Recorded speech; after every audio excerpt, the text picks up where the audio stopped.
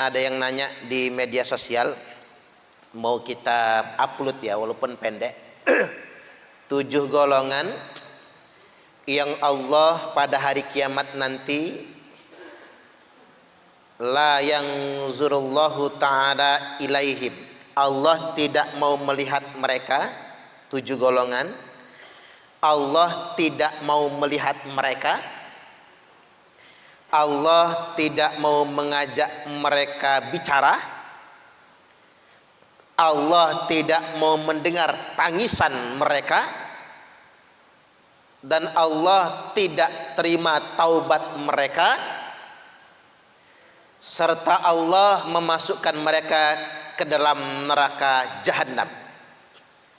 Siapa mereka? 1. Al-fa'ilu wal maf'ul bih. Orang yang homo dan yang melayani orang homo.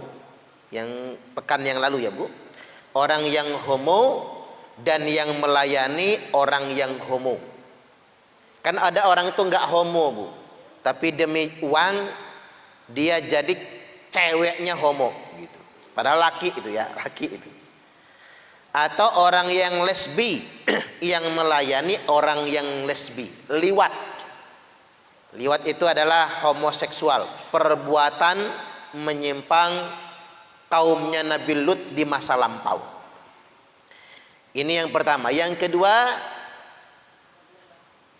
wannakihul mar'ah min duburiha. Orang yang menggauli istrinya dari duburnya, anus. Yang sekarang lagi viral itu ya Bu, anal ya. Anal itu apa? Sodomi ya. Yang lagi viral itu di pemberitaan selebritis itu ya. Itu juga perbuatan yang sangat keji yang Allah tidak mau melihat mereka. Kemudian yang ketiga, wanakihu biyadih, orang yang menikahi tangannya sendiri. Apa itu?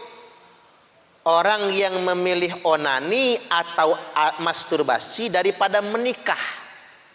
Karena dianggap menikah itu merepotkan. Akhirnya dia masturbasi atau onani. Itu juga perbuatan yang sangat nista, sangat dibenci oleh Allah Ta'ala. Kemudian yang keempat, wanakihul bahimah, orang yang mengawini binatang. Mengawini binatang. Kayak orang barat nikah sama ular. Kayak peramal itu kan ada yang nikah sama ular gitu. Dukun nikah sama Nyai Roro Kidul, bentuknya ular misalnya. Orang barat itu nikah sama anjing, banyak Bu. Nikah sama kucing misalnya kan, yang menikahi binatang. Atau yang menggauli binatang.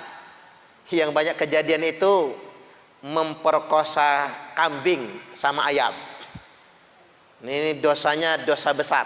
Kemarin sudah saya tegaskan, kambing yang digauli manusia haram dimakan dagingnya, wajib disembelih. Jadi kalau ada ayam diperkosa manusia, ayamnya wajib disembelih, tapi haram dimakan dagingnya, kuburin. Kambing juga begitu, wajib disembelih, haram dimakan. Mubadzir dong, denda yang memperkosa itu. Ngapain dia melakukan itu semua? Menggauli binatang. Kemudian yang kelima, wanakihul mar'ah wa bintiha. Orang yang menikahi istrinya sekaligus anak tirinya juga. Jadi menggauli anak tiri. Indonesia kasusnya banyak Bu. Banyak kasus itu. Ada ribuan kasus di negeri kita ini. Di Bandar Lampung saja saya ketemu 5 kasus kok. Mending kalau nikah doang, sudah beranak pinak. Jadi nikahin ibunya bawa anak perempuan gadis, Robibah ya. Diembatnya.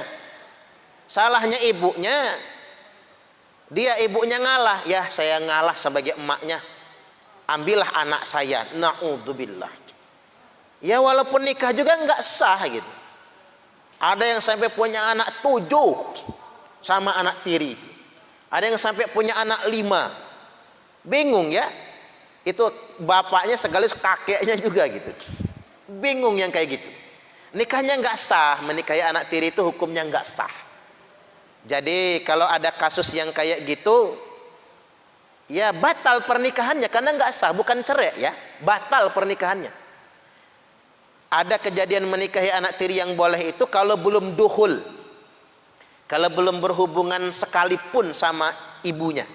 Udah nikah nih, tapi belum, ibarat hidangan belum disantap gitu, maka itu diceraikan istrinya lalu menikahi rabibahnya masih boleh. Tapi kalau sudah duhul sekali ya, minimal sekali, apalagi lebih, haram selamanya, mahram abadi. Ya sama kayak kedudukan begini Bu, mantu sama mertua itu mahram walaupun anaknya cerai. Jadi jangan sampai ngomong sama mantu begini, mantu karena kamu sudah dicerai sama anakku, yuk kita nikah. Ya nggak bisa, nggak boleh. Mantu itu mahram abadi, mertua juga mahram abadi. Emang ada ustadz mantu mau menikahi ibu mertua? Ada. Saya menangani kasusnya kok. Konsultasi ke saya. Ini pikir saya ceweknya tua amat, pikir saya. Ceweknya tua, cowoknya berondong, kan begitu. Begitu mereka terus terang, ternyata itu ibu mertuanya. Saya sudah mentalak istri saya ustadz secara siri, karena saya jatuh cinta sama ibu mertua saya. Na'udzubillah, stres kamu ini, kata saya. Nggak bisa, selamanya nggak bisa. Tapi kami cinta, nggak bisa. Cinta itu setan, kata saya, bukan cinta beneran, ini setan itu namanya.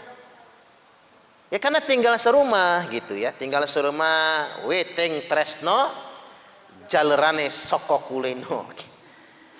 Tapi mertuanya itu sudah tua padahal Bu. Ternyata mertuanya ini punya susu. Mungkin efek samping dari susu kecantikan itu ya. Ya kalau cuma susu KB boleh Bu. Susu kayak gitu. Jadi ada efek sampingnya. Jadi Nelly, nenek lincah. Masih mending nenek lincah Bu. Nenek kanji itu yang jadi soalnya.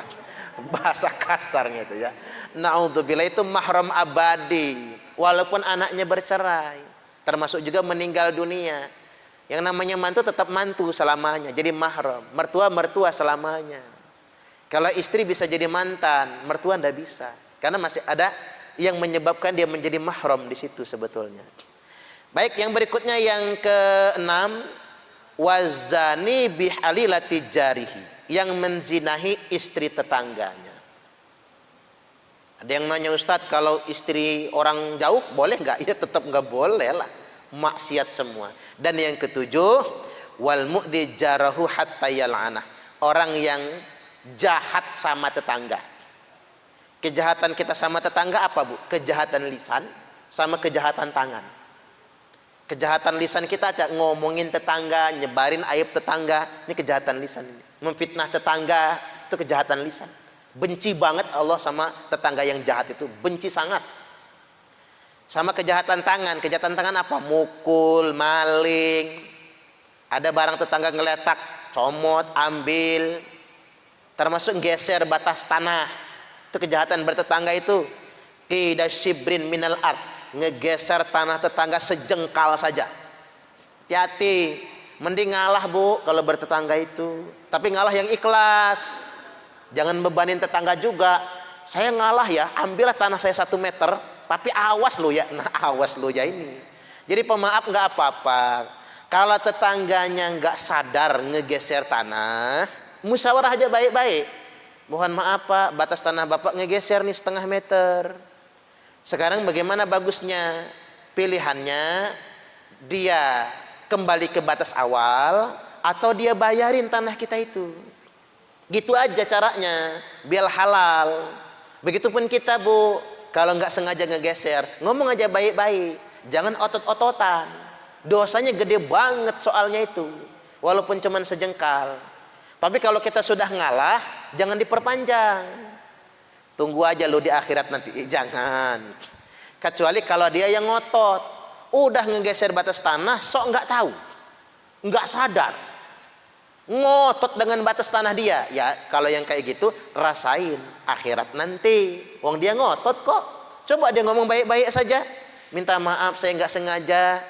Tolong ini kira-kira kalau mau diuangkan berapa? Sekian tawar-menawar silahkan.